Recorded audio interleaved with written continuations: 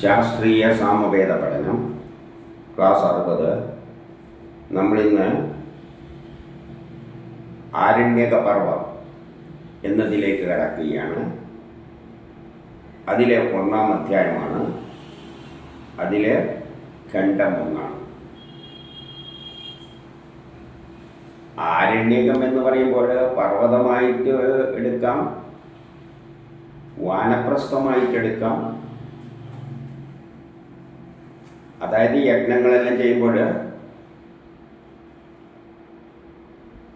വാനപ്രസ്ഥത്തിന് മുമ്പിൽ ഗൃഹസ്ഥാശ്രമം എത്തുന്ന വാനപ്രസ്ഥം, അതായത് ഒരു ഫലം നൽകുന്ന അവസ്ഥയിലേക്ക് എത്തുന്നത്. കാരണം ഗൃഹസ്ഥാശ്രമത്തിലാണ് നമ്മൾ കർമ്മങ്ങളെല്ലാം ചെയ്തിട്ട് വാനപ്രസ്ഥം വരുമ്പോൾ നമ്മളതിൻ്റെ ഏകദേശം പൂർത്തീകരിക്കുന്ന സ്റ്റേജ് എന്ന നിലയിൽ വേണമെങ്കിൽ ആ തരത്തിൽ ഇതിനെ എടുക്കാം. അപ്പം നമുക്ക് 585 മന്ത്രത്തിൽ എന്താണ് പറയുന്നതെന്ന് നോക്കാം. ഇവിടെ പല ദേവതകളെ എല്ലാം കൂട്ടിച്ചേർത്തിട്ടാണ് ഇതിൽ പറയുന്നത്. അതിൽ മന്ത്രം 585 വജ്രധാരിയ ഇന്ദ്ര എന്ന് പറയുകയാണ്. അപ്പോൾ ഇന്ദ്രനെ സ്തുതിച്ചുകൊണ്ടുള്ള, ഇന്ദ്രനുമായിട്ട് ബന്ധപ്പെട്ടുള്ള കാര്യങ്ങളിലാണ് തുടങ്ങുന്നത്. അപ്പോൾ ഇന്ദ്രനോട് പറയുകയാണ്, ഏതൊരു അന്നമാണ് ഞങ്ങൾ ധരിക്കാൻ ആഗ്രഹിക്കുന്നത്, ആ അന്നത്തെ, ഏതൊന്നിനെയാണോ ധരിക്കാൻ ആഗ്രഹിക്കുന്ന അന്നത്തെ, അതായത് ഫലം നൽകുവാൻ നമ്മൾ എന്തൊന്നാണോ പ്രൊഡ്യൂസ് ചെയ്യുക, അന്നം എന്ന് പറഞ്ഞാൽ പ്രൊഡക്റ്റ്, എന്തൊന്നാണോ പ്രൊഡ്യൂസ് ചെയ്യാൻ ഉദ്ദേശിക്കുന്നത് അതിന്, ചോറുണ്ടാക്കാനാണെങ്കിൽ ചോറ്, സാമ്പാറാണെങ്കിൽ സാമ്പാർ, റോക്കറ്റാണെങ്കിൽ റോക്കറ്റ്, ഏതൊന്നിനെ ധരിക്കുവാനാണോ അല്ലെങ്കിൽ നേടുവാനാണോ നമ്മൾ ആഗ്രഹിക്കുന്നത്, ഏതൊന്നിനാണ് ഈ ലോകം, ഭൂമിയും ഭൂമിക്ക് മുകളിലുള്ള ലോകമല്ല. അപ്പം നമ്മൾ ഭൂമിയിൽ പ്രൊഡക്ഷൻ നടത്തും, ഭൂമിയിൽ മാത്രമാണോ, ഭൂമിക്ക് മുകളിൽ ആകാശത്തിലും സാറ്റലൈറ്റും എല്ലാം നമ്മൾ സ്ഥാപിക്കുന്നുണ്ട്. എന്നിട്ട് അവിടെയുള്ള എല്ലാ കർമ്മങ്ങളും പൂർത്തീകരിക്കുവാൻ ശ്രമിക്കുന്നത്. നമ്മൾ എന്തിനാണ് കർമ്മം ചെയ്യുന്നത്? ഭൂമി പുരോഗതിയിലേക്ക് പോകണം, ഭൂമിയോടൊപ്പം ബഹിരാകാശവും എല്ലാം പുരോഗതിയിലേക്ക് പോകണം. ഇന്നുള്ള അധികമെല്ലാം ബഹിരാകാശത്താണുള്ളത്, കമ്മ്യൂണിക്കേഷൻ സിസ്റ്റമെല്ലാം. അപ്പം 2 ലോകങ്ങളിലും പൂർണ്ണമാക്കാൻ ആഗ്രഹിക്കുന്നത്, അതായത് എവിടെ, ഭൂമിയിലും മറ്റുള്ള ഭൂമിക്ക് മുകളിലുള്ളതും എല്ലാം നമ്മൾ പുരോഗതിയിലേക്ക് നയിക്കുവാൻ ശ്രമിക്കുന്നത്. എന്താണോ നമ്മൾ ആഗ്രഹിക്കുന്നത്, അങ്ങനെ പ്രശംസനീയമായ കാര്യങ്ങൾ, ശക്തി നിറഞ്ഞതും, നമ്മുടെ ശക്തി വർദ്ധിപ്പിക്കുകയാണ്. നമ്മൾ ലോകമെല്ലാം കീഴടക്കാൻ പോവുകയാണ്. ആ നിലയിൽ യജ്ഞം ചെയ്യുമ്പോൾ അങ്ങനെ നമുക്ക് ശക്തി നൽകുന്നതും പ്രശംസനീയവുമായി തൃപ്തി നൽകുന്നതുമായ അന്നത്തെ, അങ്ങനെയുള്ള അന്നത്തെ എന്ന് പറഞ്ഞാൽ അങ്ങനെയുള്ള ഉൽപ്പന്നങ്ങളെ ഞങ്ങൾക്ക് നൽകിയാലും, ഇന്ദ്രനോട് പറയുന്നത്, നമുക്ക് എല്ലാ സൗഭാഗ്യങ്ങളും ഉണ്ടാകുന്ന തരത്തിലുള്ള എല്ലാ തരം വസ്തുക്കളും നിർമ്മിക്കുമ്പോൾ അത് ആ യജ്ഞത്തിൽ നിങ്ങൾ ഞങ്ങളെ സഹായിച്ചിട്ട് നമുക്ക് അവ നേടിത്തരിക. ധനം നേടിത്തരുക എന്ന് പറഞ്ഞാൽ എല്ലാം, അന്നം നേടിത്തരുക എന്ന് പറഞ്ഞാൽ എല്ലാ പ്രൊഡക്റ്റും. അപ്പം നമ്മൾ യജ്ഞം ചെയ്യാൻ വസ്തുക്കൾ കൊടുക്കുന്നത് ഇന്ദ്രനാണ് അതിനെ പ്രൊഡക്റ്റായിട്ട് മാറ്റുന്നത്.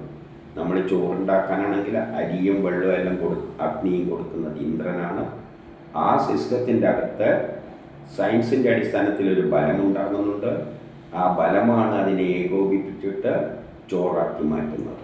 ആ ഇന്ദ്രൻ അവിടെ മേസ്ത്രിമായി കാണുന്നു.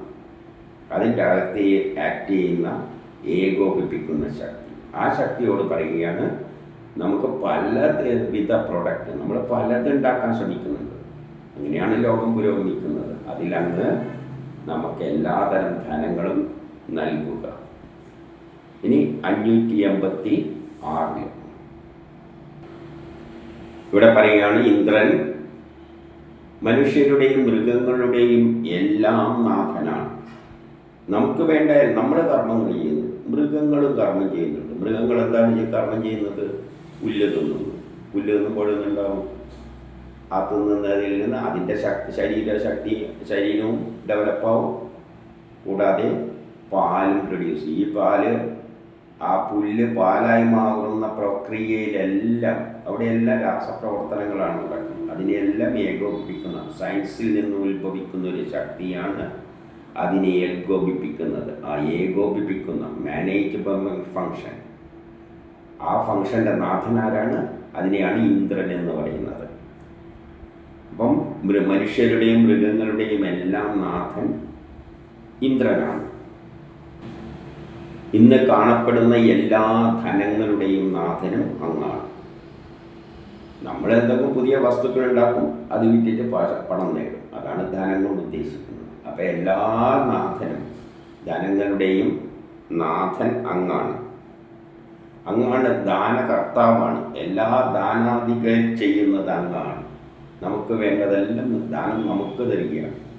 നമ്മൾ അരിയും വെള്ളവും ഇന്ദ്രന് കൊടുക്കുമ്പോൾ ഇന്ദ്രൻ അതിനെ ചോറാക്കിയിട്ട് നമുക്ക് നൽകിയാണ്, ദാനം നൽകിയാണ്. നമ്മൾ അങ്ങോട്ട് കൊടുക്കുമ്പം നമുക്ക് വേണ്ട സാധനം ഔട്ട്പുട്ടായിട്ട് ഇങ്ങോട്ട് തരും. അങ്ങനെയുള്ളവർക്കെല്ലാം, അങ്ങനെ യജ്ഞം ചെയ്യുന്നവർക്കെല്ലാം ധനം നൽകുന്നത് ഇന്ദ്രനാണ്. നമ്മൾ ഇന്ദ്രൻ കർമ്മങ്ങൾ ചെയ്തിട്ടാണ് ധനം നേടുന്നത്. ആ കർമ്മങ്ങളെ പൂർത്തീകരിക്കുന്നതിന് പിന്നിലുള്ള ശക്തിയാണ് ഇന്ദ്രൻ. അങ്ങനെ ഇന്ദ്രൻ ഞങ്ങൾക്ക് നേരെ ധനം ചൊരിയട്ടെ. ഇനി 557 ഇവിടെ പറയുന്നത്, യജ്ഞം നടത്തുന്നതിൻ്റെ ആഗ്രഹം സാധിക്കാൻ വേണ്ടിയുള്ള സ്തോത്രങ്ങളാണ് ഇന്ദ്രന് നൽകുന്നത്. അപ്പോൾ നമ്മളൊരു സയൻസ് തത്വത്തിൻ്റെ അടിസ്ഥാനത്തിൽ യജ്ഞം ചെയ്താലേ ഇന്ദ്രൻ അതിനെ നമുക്ക് വേണ്ട വസ്തുവായിട്ട് തീർക്കുകയുള്ളൂ. ഹൈഡ്രജൻ ഓക്സൈഡ് കൂടി ചേർന്ന് കഴിഞ്ഞാൽ ജലമുണ്ടാകും. അപ്പോൾ എങ്ങനെ ജലം ഉണ്ടാക്കാൻ വേണ്ടി ഇവയെ എങ്ങനെ നൽകണം, എന്തളവിനെല്ലാം നൽകണമെന്ന് സയൻസിൻ്റെ അടിസ്ഥാനത്തിൽ, അതാണ് സ്തോത്രം. അത് വേദങ്ങളിലുള്ള മന്ത്രങ്ങൾ, വേദങ്ങളിൽ പറയുന്ന സയൻസ്. ആ സയൻസിൻ്റെ അടിസ്ഥാനത്തിൽ നമ്മൾ ഇന്ദ്രന് ഹവിസ്സുകൾ, കൊടുക്കേണ്ട വസ്തുക്കൾ കൊടുക്കുമ്പോൾ അത് നമ്മൾ ആഗ്രഹിച്ച തരത്തിലുള്ള പ്രൊഡക്റ്റ് കിട്ടാൻ വേണ്ടിയിട്ട് ഹവിസ്സുകൾ, ഇൻപുട്ട് നമ്മൾ ഇന്ദ്രന് ശാസ്ത്രത്തിൻ്റെ അടിസ്ഥാനത്തിൽ കൊടുക്കുകയാണ്. അപ്പോഴാണ് ഇന്ദ്രൻ എന്ത് ചെയ്യുന്നത്? അത് സ്വീകരിച്ചിട്ട് നമുക്ക് ദാനമായിട്ട് സുന്ദരമായ ആ വസ്തുക്കൾ, എന്താണോ നമ്മൾ ഉദ്ദേശിച്ചത്, അരിയും വെള്ളവും കൊടുക്കുമ്പോൾ എന്താണ് ഉദ്ദേശിക്കുന്നത്? നല്ല ചോറ് കിട്ടണമെന്ന്. അത് നമുക്ക് ലഭിക്കുന്നു. ഇനി 558 പറയുന്ന ഒന്നാണ്, നമ്മൾ പാശങ്ങളാൽ ബന്ധിക്കപ്പെട്ടിരിക്കുകയാണ്. നമ്മൾ സമൂഹ ജീവിയാണ്, സമൂഹമായിട്ട് ബന്ധപ്പെട്ടിട്ടുണ്ട്. എങ്ങനെയാണ് ബന്ധപ്പെട്ടിരിക്കുന്നത്? മായയാൽ ബന്ധിക്കപ്പെട്ടിരിക്കുകയാണ്. മായ കൊണ്ടുള്ള പാശം നമ്മൾ അറിയാതെ ബന്ധിക്കപ്പെട്ടിട്ടുണ്ട്. പല ബന്ധങ്ങൾ നമുക്കുണ്ട്. നമുക്ക് ഒറ്റക്കായിട്ട് എങ്ങനെ ജീവിക്കാൻ പറ്റില്ല. ഇതെല്ലാം ഗ്രഹങ്ങൾ നമ്മളെ സ്വാധീനിച്ചിട്ട് ബന്ധങ്ങൾ ഉണ്ടാക്കുന്നുണ്ട്. ഇപ്പം മുകളിൽ നിന്ന് പാശമുണ്ട്. ഇപ്പം ഭൂമിയിൽ തന്നെ, ഭൂമി നമ്മളെ ആകർഷിച്ച് നിർത്തുന്നതുകൊണ്ടാണ് ഭൂമിയിൽ നമ്മൾ നിൽക്കുന്നത്. അല്ലേ നമ്മളങ്ങ് പറന്ന് മുകളിലോട്ടേക്ക് പോകും. സൂര്യൻ നമ്മൾ ആഗ്രഹിക്കുന്നുണ്ട്, ഭൂമി ആഗ്രഹിക്കുന്നില്ലേ നമ്മൾ നേരെ അങ്ങോട്ടേക്ക് പോകും. പല ഗ്രഹങ്ങളും പല ഭാഗത്തുനിന്ന് ആഗ്രഹിക്കുന്നുണ്ട്. അപ്പം നമ്മൾ പല പാശങ്ങളിൽ നിന്നാണ് ബന്ധിക്കപ്പെട്ടിരിക്കുന്നത്. എന്നിട്ട് അവരുടെ എല്ലാം പ്രേരണയനുസരിച്ചാണ് നമ്മൾ കർമ്മങ്ങൾ ചെയ്ത് പോകുന്നത്. അപ്പം നമ്മൾ സ്വതന്ത്രമാണ്ടിക്ക് ഈ പാശങ്ങളെയെല്ലാം അറുത്ത് മുറിക്കണം. അതുകൊണ്ട് അത് സൂചിപ്പിക്കുകയാണ്, എൻ്റെ ശിരസിൽ നിന്ന് മുകളിലോട്ട് ബന്ധിച്ചിരിക്കുന്ന പാശത്തെ അരുണ നീ മുറിച്ചാൽ, എന്നിട്ടോ കാലിലെ പാശത്തെ താഴത്തോട്ടേക്ക് വലിച്ചാൽ, നാഭിദേശത്തെ പാശത്തെ മധ്യ പാശത്തെയും വേർപെടുത്തുക. എന്നിട്ട് ഞങ്ങൾ അപരാധമുള്ളവരാക്കി തീർക്കട്ടെ എന്ന് വരുണനോടാണ് പറയുന്നത്. വരുണൻ ആരാണ്? ഗ്രഹങ്ങളുടെ ഓർബിറ്റുകളാണ്. അപ്പോൾ സൂര്യൻ്റെ ചുറ്റുമുള്ള ഓർബിറ്റിൽ സഞ്ചരിക്കുന്ന ഗ്രഹങ്ങളെല്ലാം നമ്മളെ ഭൂമിയുമെല്ലാം അതിലുള്ള ഒന്നാണ് ഭൂമി. ആ ഗ്രഹങ്ങളെല്ലാം നമ്മളെ ആകർഷിച്ച് പല ഭാഗത്തേക്ക് വലിച്ചുകൊണ്ടിരിക്കുകയാണ്. ആ ഗ്രഹങ്ങളുടെ ചലനമനുസരിച്ചാണ് നമ്മളും ചലിപ്പിക്കുന്നത്. അപ്പോൾ ഇവിടെ വരുണനോട്, ആ ഓർബിറ്റോട് പറയുകയാണ്, നമ്മളെ ഒന്ന് വേർപെടുത്തി തരിക. ഈ ബന്ധമെല്ലാം വേർപെടുത്തി കഴിഞ്ഞാൽ നമ്മൾ ഈ ഭൗതിക ലോകവുമായിട്ട് ബന്ധം വിടും. പിന്നെ നമ്മൾ ബ്രഹ്മസാക്ഷാത്കാരത്തിന് സ്വതന്ത്രമായിട്ട് പോകാം. ഇനി 589 ഇതിൽ സോമത്തോട് പറയുകയാണ്. സോമം എന്ന് പറഞ്ഞാൽ നമ്മൾ ഉപയോഗിക്കുന്ന വസ്തുക്കൾ. ശുദ്ധീകരിക്കപ്പെട്ട സോമത്തോട് അങ്ങ് ശുദ്ധീകരിക്കപ്പെട്ട നിലയിൽ നമ്മുടെ കർമ്മത്തിൽ, പോരാട്ടത്തിൽ അങ്ങ് വിജയം നേടിത്തരിക. സോമമാണ് നമ്മുടെ ജീവിതത്തിൽ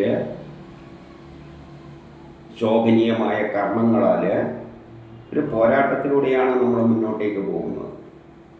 നമ്മൾ എന്ത് കർമ്മം ചെയ്യുമ്പോഴും അതിലൂടെ ഒരു തടസ്സമുണ്ട്. Every action there is equal and opposite reaction. അപ്പോൾ ഒരു പ്രൊഡക്റ്റിനെ വേറൊന്നാക്കി മാറ്റാൻ, അരിയെ ചോറാക്കി മാറ്റാൻ ശ്രമിക്കുമ്പോൾ അരിയും വെള്ളവും എല്ലാം ഇൻപുട്ട്. സോമം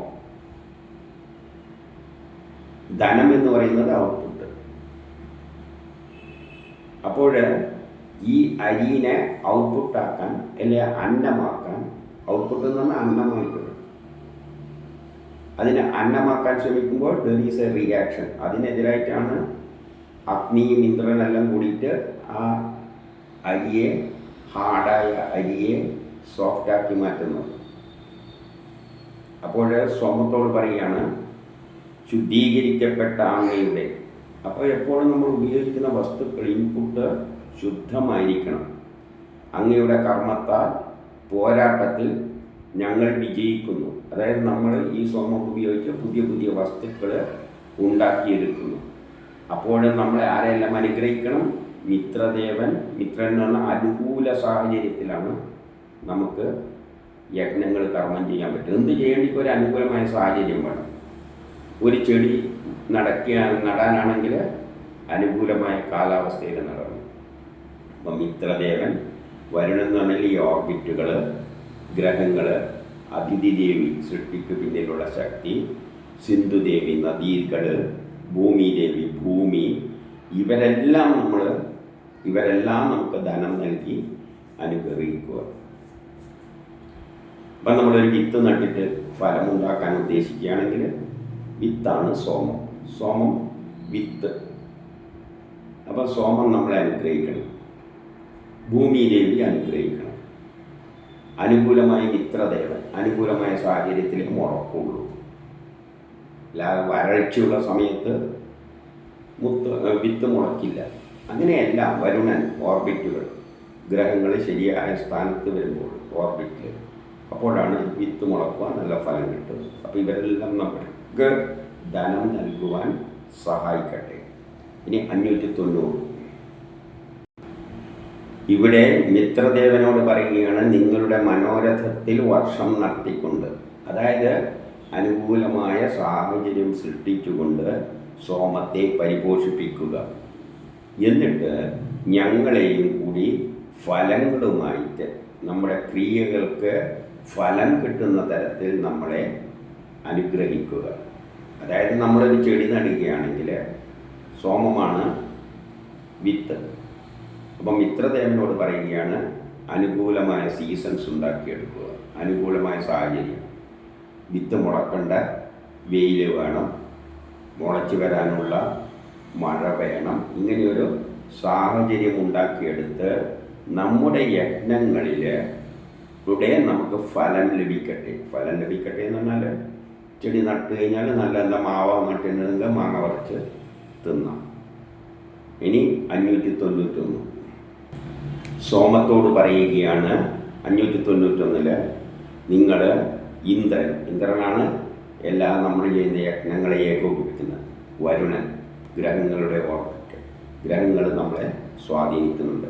മരുത്തുക്കൾ, പ്രപഞ്ചഘടനയെല്ലാം ഗ്രഹങ്ങളുമെല്ലാമായിട്ട് ബന്ധപ്പെട്ടതാണ്. അതെല്ലാം നമ്മളെ സ്വാധീനിക്കുന്നു. അപ്പം അവരോട് കൂടിച്ചേർന്ന്, അതായത് അനുകൂല സാഹചര്യങ്ങളിൽ സോമം നമുക്ക് എന്ത് ചെയ്യണം? നമ്മൾ യജ്ഞം നടത്തുവാൻ യോഗ്യരാക്കിയിട്ട് ധനാദികൾ നൽകുക. നമ്മൾ യജ്ഞം നടത്തുമ്പോൾ ഇവരെല്ലാം യോജിക്കണം. കാലാവസ്ഥ, അനുകൂലമായ സാഹചര്യം. ഈ സമയത്ത് സോമത്തോട് പറയുകയാണ്, നമ്മളെ യജ്ഞങ്ങൾ നടത്താൻ യോഗ്യരാക്കി നമുക്ക് ധനം നേടിത്തരിക. അപ്പോൾ നമ്മൾ യജ്ഞം നടത്തുന്നത് അനുകൂലമായ സാഹചര്യത്തിൽ കൂടി വേണം. ഇനി 592 അങ്ങനെ സോമത്തോട് പറയുകയാണ്, നിങ്ങൾ നമുക്ക് ധനം നൽകുമ്പോൾ ഇൻപുട്ടുകൾ, വസ്തുക്കൾ ഉപയോഗിച്ചിട്ട് പുതിയ പുതിയ സാധനങ്ങൾ നമ്മൾ പ്രൊഡ്യൂസ് ചെയ്യുമ്പോൾ നമ്മളത് എല്ലാവർക്കും വീതിച്ചു കൊടുക്കും. അതായത് കിട്ടുന്ന ഫലം നമ്മൾ മാത്രം ഉപയോഗിക്കില്ല, ലോകത്തിലുള്ള എല്ലാവർക്കും ഉപയോഗിക്കത്തക്കവണ്ണം നമ്മളത് വീതിച്ച് കൊടുക്കും. അതായത് ഇവിടെ എന്ത് ഉൽപ്പാദിപ്പിച്ചാലും അതെല്ലാവർക്കും വേണ്ടി, മനുഷ്യർക്ക് വേണ്ടിയാണ് ഉപയോഗിക്കുന്നത്. ഇനി 593 അന്നദേവത പറയുന്നത്, ഞാൻ അഗ്നിയെയും വരുണന്മാരുള്ള മറ്റുള്ള ദേവതകളെക്കാൾ ആദ്യമുണ്ടായതാണ്. ആദ്യമുണ്ടായ വസ്തു എന്താണ്? ഇലക്ട്രോണും പ്രോട്ടോണും ആണ്. അതുകൂടി ചേർന്നിട്ടാണ് ഈ പ്രപഞ്ചത്തിലുള്ള എല്ലാം ഉണ്ടായിരിക്കുന്നത്. അപ്പോൾ ഇലക്ട്രോണും പ്രോട്ടോണും എല്ലാം അന്നം തന്നെയാണ്. ഈ പ്രപഞ്ചം ഉണ്ടാകുന്ന ഏതിൽ നിന്നാണ്? ഇലക്ട്രോണും പ്രോട്ടോണും. അതിൽ നിന്നാണ് ബാക്കിയുള്ള എല്ലാം ഉണ്ടായത്. അപ്പോൾ ആദ്യത്തെ അന്നം എന്ന് പറയുന്നത്, ആദ്യമുണ്ടായ പ്രൊഡക്റ്റ് ഇലക്ട്രോണും പ്രോട്ടോണുമാണ്. ഊർജത്തിൽ നിന്നും ഇലക്ട്രോണും പ്രോട്ടോണും ഉണ്ടായി. ഇതുപയോഗിച്ചിട്ടാണ് ബാക്കിയുള്ള എല്ലാം ഉണ്ടായിരിക്കുന്നത്.